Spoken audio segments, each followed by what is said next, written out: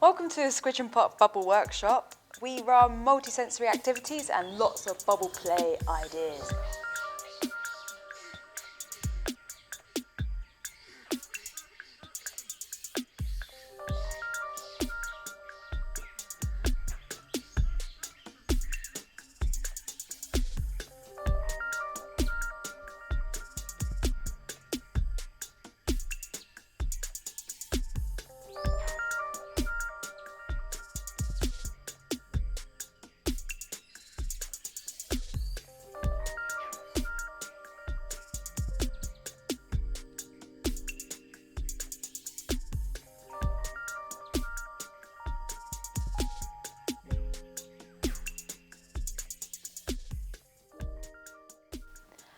Hello and welcome to the next Squidge and Pop Bubble Workshop.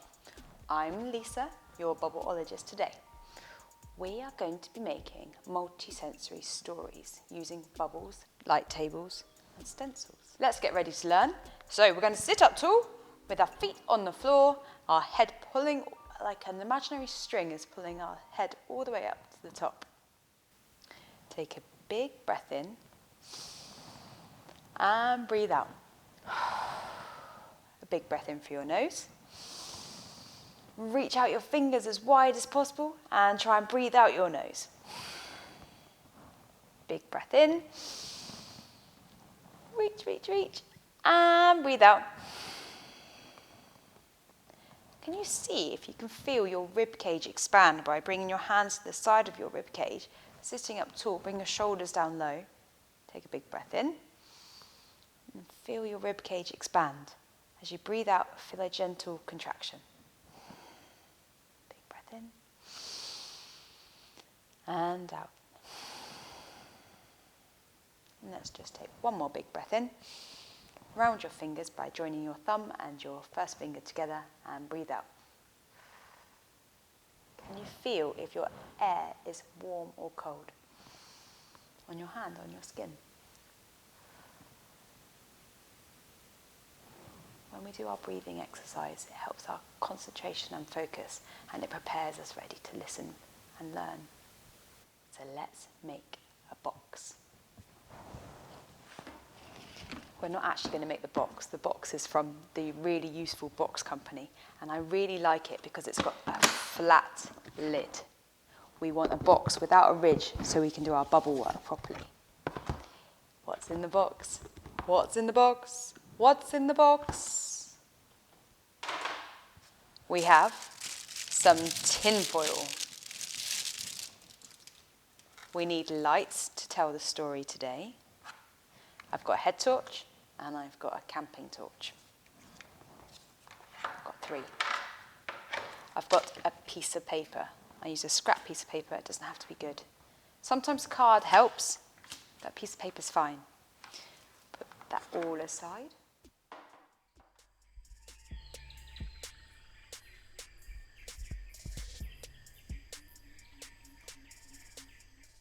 And let's draw our stencil to begin with. Some of you know that I really like sheep. I'm going to do a sheep stencil today. It doesn't have to be perfect. I've made a sheep.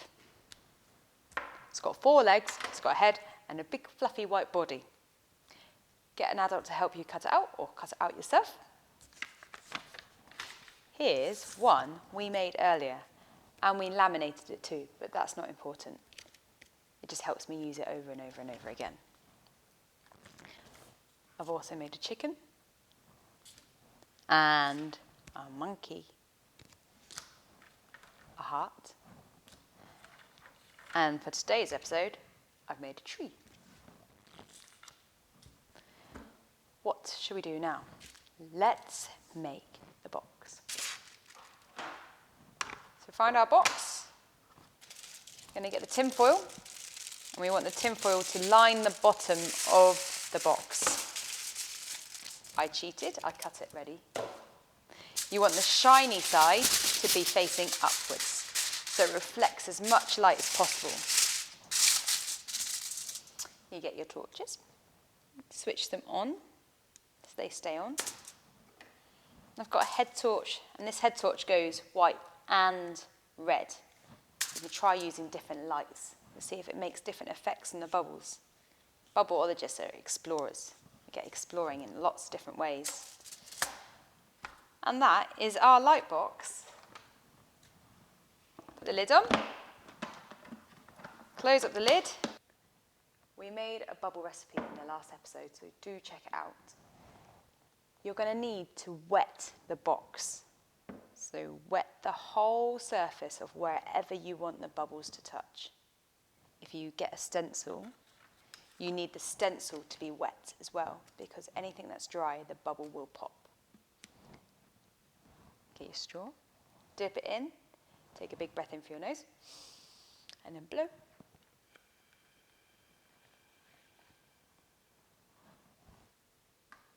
I know. Let's take it to a darkened room. We've made it to our dark room.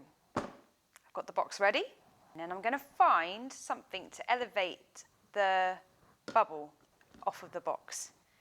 I'm going to put my stencils on. This time I'm going to use sheep, because I love sheep. I'm going to dip my straw in. My cup is already wet, but I'll just show you again. Make sure the surface of the glass upside down is wet, and you're going to blow a bubble. You might find it a little bit difficult to see the stencil when the lights are on and the lights go out and we're here at the box in the dark. It's pretty magical. The bubbles will last probably about a minute and a half, depending on how good your bubble solution is. What animal am I going to put on?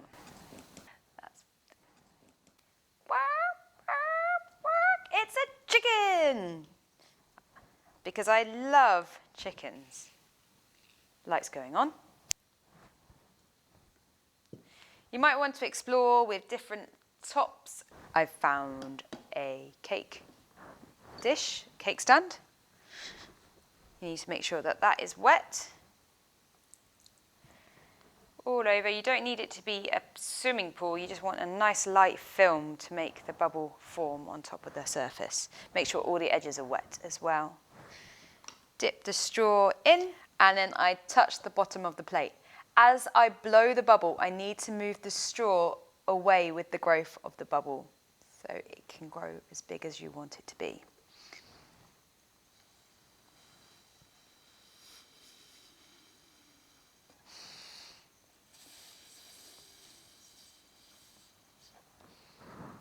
And then you can explore and see if the bubbles reflect the stencils. Pop it in, see what you can see.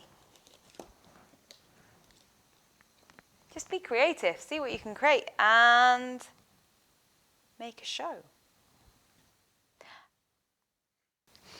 I've got one more thing to show you, and that is a pond light. It's waterproof, you buy it on the internet. It has a remote control, and you can control all of the colours. I like putting on the fade setting. It's waterproof. To make the bubble go on top of it, you just need to wet the surface and blow your bubble.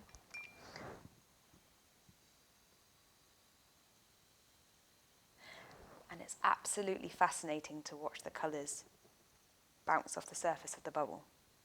You might want to elevate the bubble off the top to help your stencil story work. So you pop that one. Already wetted the pot lid. And then re-dip.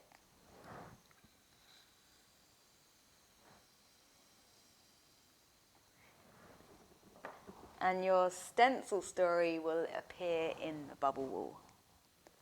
Have fun and enjoy making your stories. If you have any that you really like to share with us, do send them our way to Squidge and Pop.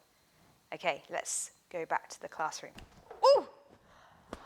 Good luck with your bubble adventures and stories. We'd really love to see them on our Facebook and Instagram pages, so do share. Next episode, we're going to be making bubble wands of all different shapes and sizes. Ha-ha! See you again soon. Goodbye. Goodbye. Au revoir. Goodbye. See you soon. Bye.